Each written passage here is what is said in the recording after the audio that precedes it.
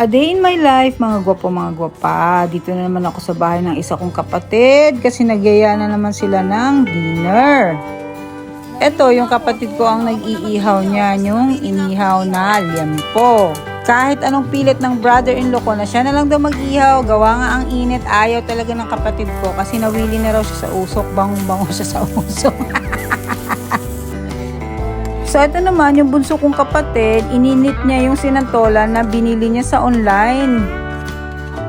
Ito naman, Baguio beans, lulutuin lang ng kapatid ko sa bawang at butter. Ito na yung sinantolan, di ba? Ang sarap. Ayan o, ang dami.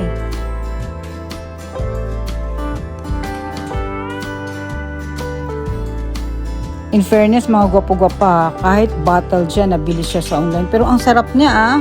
Hindi ko na nga naantay na lumamig, tinikman ko na agad kahit sobrang init. Tapos ito din laing, hindi ko na napakita sa inyo kanina na ininit ng kapatid ko. Bottle din yan siya, binili niya rin sa online. Ito, nagigisa na yung kapatid ko ng maraming bawang at saka butter. Yan, nilagyan niya na rin ng panimpla, oyster sauce, then toyo, and so on and so forth. Tapos saka niya ngayon hinalo itong Baguio beans na prinito niya na kanina, nauna niya ng prituhin. So, ito na mga gwapo-gwapa, yung aming hapunan for today.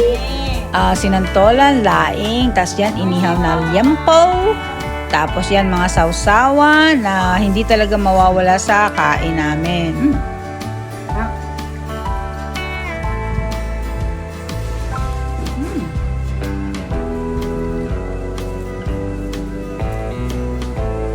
Sinantolan.